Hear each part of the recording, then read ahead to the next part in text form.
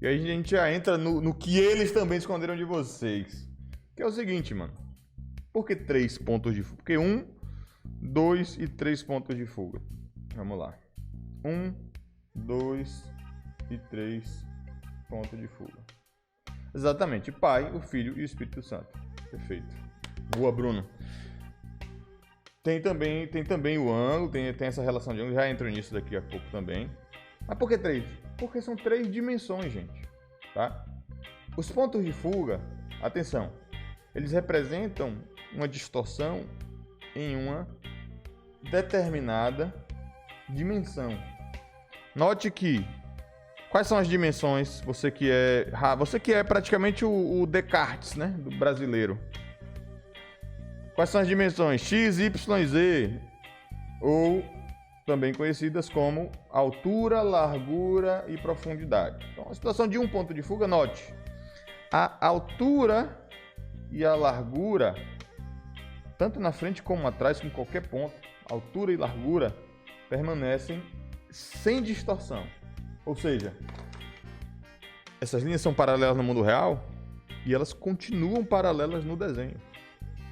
Porém, uma das dimensões, que é a profundidade, está se distorcendo aqui. Certo? 2 pontos de fuga agora, de repente,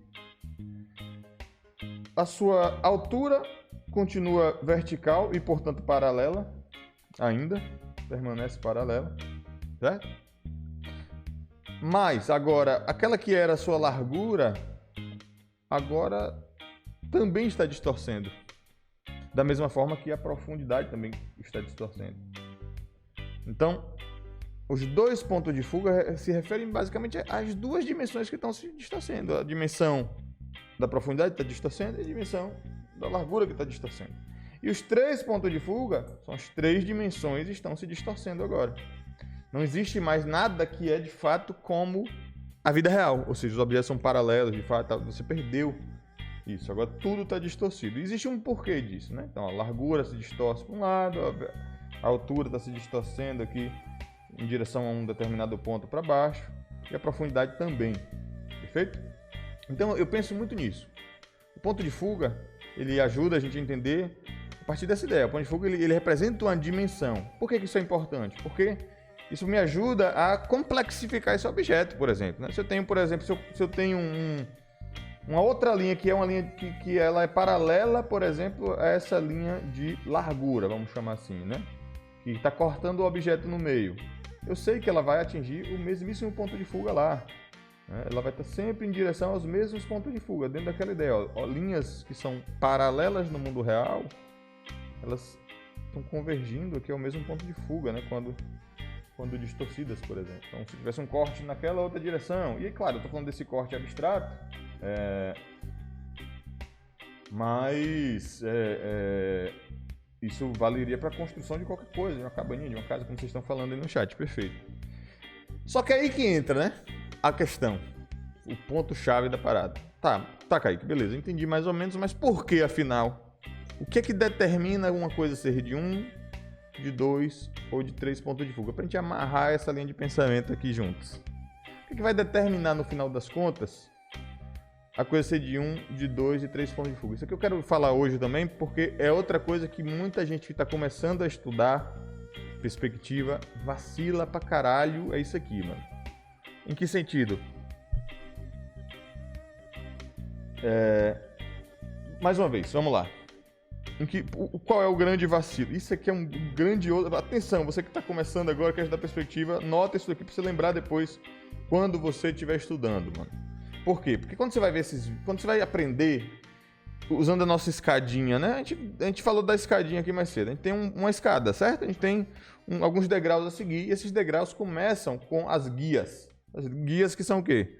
Eu começo determinando uma linha do horizonte, aí dentro da linha do horizonte você vai lá e bota um ponto de fuga, aí pronto. Aí, a partir disso, você começa a desenhar a sua caixinha lá. É um ponto de fuga, a situação mais simples possível para a gente não ficar trazendo muita informação, que eu já trouxe bastante, já está fritando o nosso cérebro um pouquinho, né? Mas, ó, mesma situação. Então, perceba que nesse processo a gente começa com o horizonte, começa com o ponto, depois traz o objeto. Isso tende a trazer para quem está começando uma mentalidade de que essa situação de um ponto de fuga é algo pré-determinado, né? Até porque, se você for olhar, por exemplo, para cenários urbanos, por exemplo, vou até abrir aqui, ó, algumas imagens que eu estava vendo com a galera na quarta-feira, inclusive. Ó, vamos abrir aqui no Unsplash algumas imagens de fotografia de rua. Quando você vê um cenário urbano em que tudo é muito mecânico e as linhas são muito paralelas, você olha para isso aqui e fala, pô, isso aqui é uma situação de um ponto de fuga.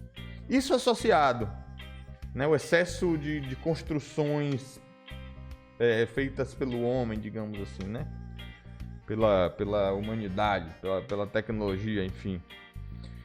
Isso dentro de, um ponto de fuga, né, horizonte, mais uma vez, essa mesma associação está aqui, tá? Só para quem não pegou.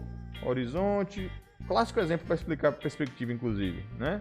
As suas linhas guia aqui, convergindo no mesmo ponto, linhas que são paralelas ou por sua vez convergindo ali ao mesmo ponto. Inclusive a ponta das árvores, né? Embora se distribuem mais organicamente, você poderia traçar aqui uma média para elas que iria também até o ponto de fuga.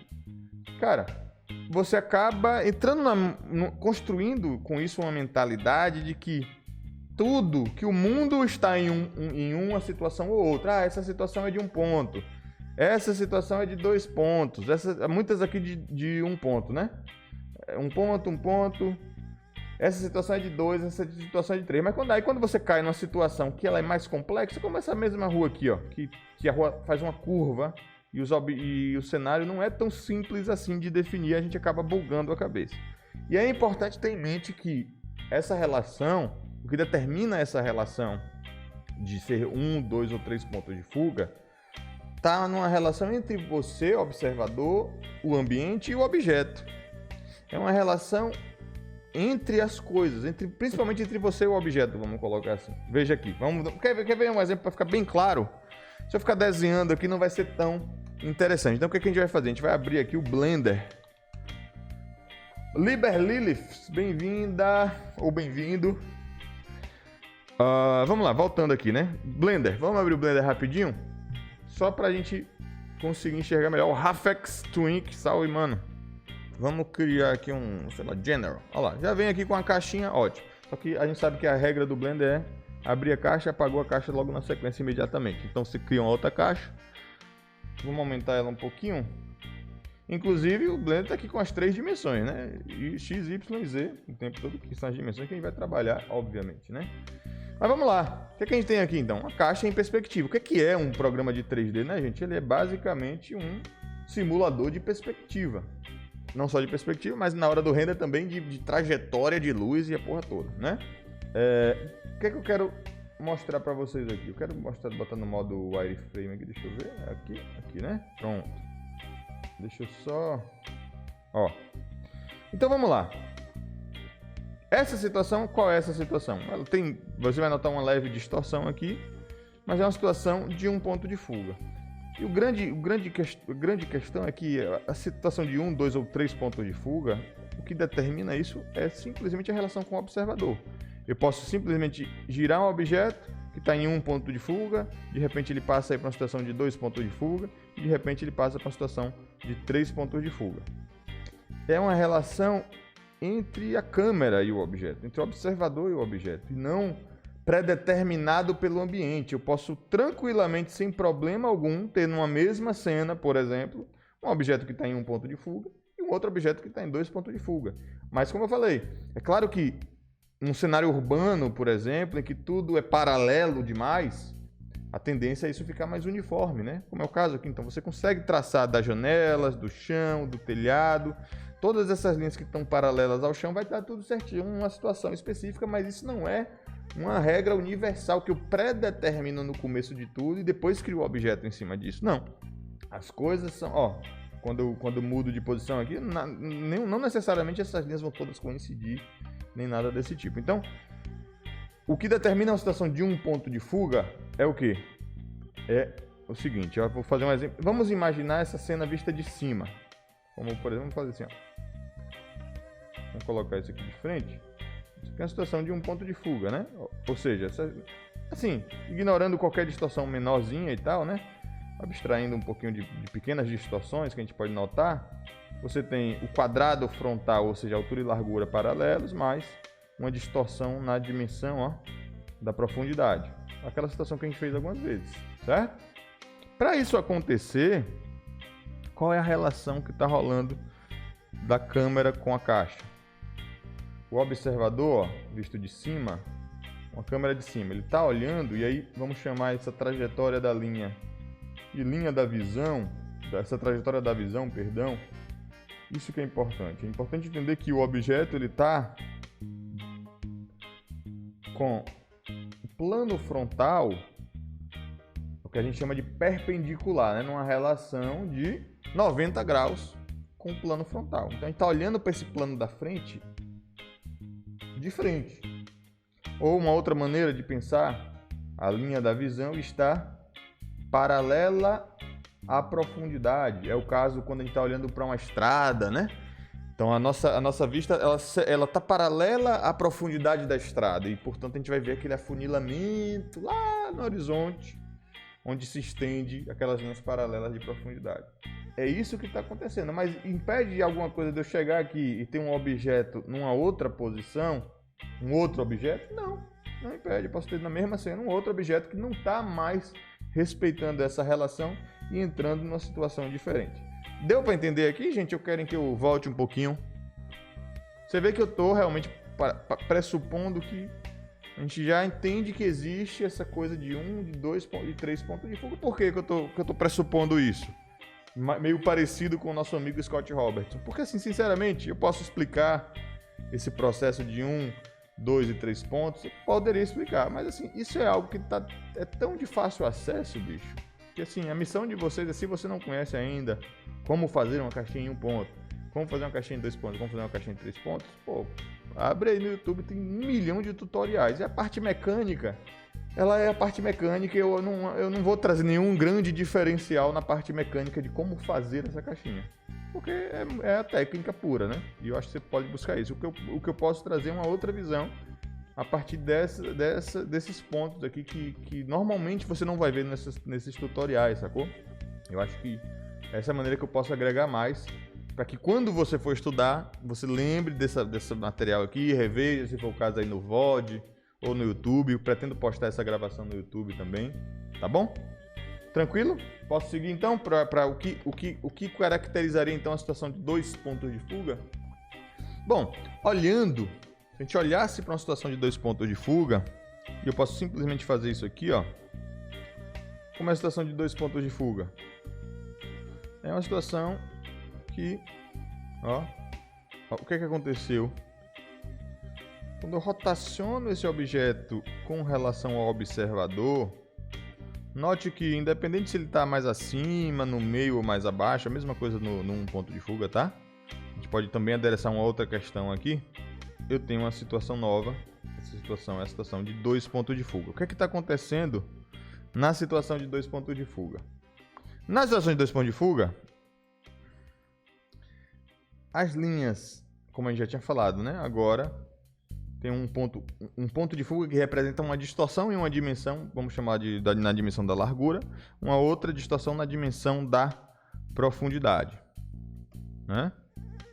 Ó, essas linhas não são mais paralelas, que é o que a gente sabe que elas são no mundo real. Porém, continuam paralelas, né? A relação continua existindo de paralelismo, digamos assim, na vertical. Essencialmente, continua paralela. Perfeito. Então, 2 pontos de fuga por conta disso. Basicamente, o que aconteceu aqui? Eu rotacionei, rapaz, o objeto com relação ao observador. Então, aquela relação da frente ser perpendicular à minha visão não existe mais. Agora, meu objeto está rotacionado. Exatamente. Então, o objeto agora, vou rotacionar um pouquinho mais. E claro que existem exercícios que podem ajudar a gente a pegar melhor essa questão da rotação, por exemplo. E claro, várias outras nuances, né? Por exemplo, nesse caso, ó, como eu rotacionei, o que é que eu posso fazer de observação? Eu posso fazer que eu agora vejo a lateral, Embora poderia ter situações de um ponto de fuga em que eu vejo essa lateral. Pode entrar nesse tópico. Aí entra uma coisa um pouquinho mais complexa que é difícil entrar hoje aqui, então vamos seguindo aqui. Mas basicamente eu rotacionei e vejo agora a lateral, né, dessa caixa. E aí perceba, né, mais uma vez, o grande ponto do avião lá, o mais perto é grande, o longe no céu, o distante ele é pequeno. Faz essa observação comigo. Então, no momento que eu rotacionei, perceba que no final das contas significa basicamente que esse cantinho, essa aresta agora ela está mais próxima de mim do que aquela. E, portanto, vai parecer maior. Para que isso se concretize, eu preciso que essa outra dimensão se distorça para evidenciar essa diferença. Tá entendendo o ponto aqui? Como, na verdade, é só uma relação de uma coisa está mais perto e outra coisa está mais longe? Ó, percebe? Percebe? É esse o grande lance. Então, no final das contas, essa definição da criança de 5 anos, velho, que a gente explicou para criança de 5 anos, essa definição, ela resolve o problema inteiro. Tudo volta nessa simples ideia de que uma coisa que está mais perto parece maior, uma coisa que está mais longe parece menor. É simplesmente isso. Tá bom? Perfeito. A situação agora de 3 pontos, o que caracteriza ela, né? Dúvidas aqui? Querem que eu repita alguma coisa? Podem falar, tá? A situação de 3 pontos tem um detalhe importante, né? Que é o seguinte. Essas situações aqui, a gente está vendo em contextos, normalmente vai ser muito comum de se visualizar como a gente falou e citou em alguns momentos, em arquitetura e tal. Ô Marina, tamo junto. Obrigado aí pelo elogio. É arquitetura onde, sabe, as colunas e as verticais das construções são todas em 90 graus com relação ao chão, são todas verticais de fato, enfim, são tudo meio que verticais e horizontais, né? Basicamente, enfim. A gente vai ver muito nessas situações, assim.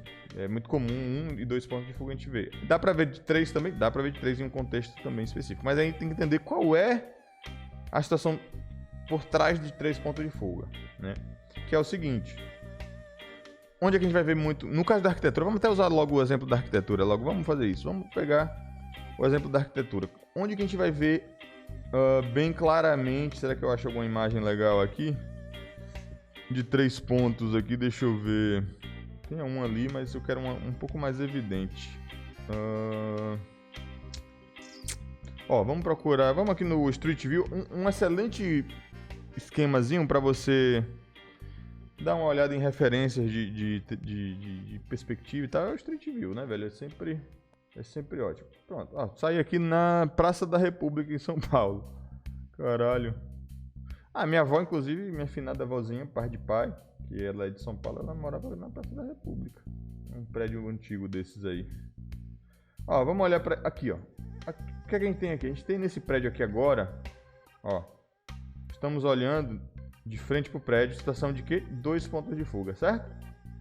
Distorcendo para a direita, distorcendo para a esquerda. Mas quando eu levanto a cabeça para olhar para cima, surge uma distorção diferente aqui, né?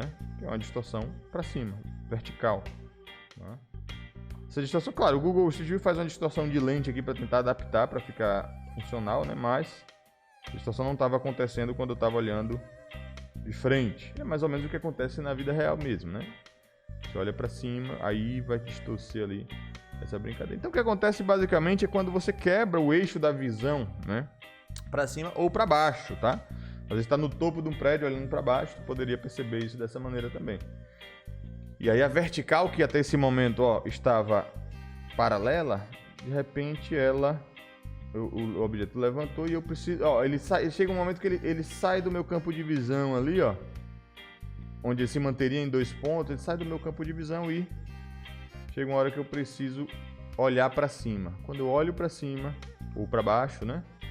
Aí eu tenho essa famosa situação de 3 pontos. Vamos chegar mais perto aqui. Ó. Opa.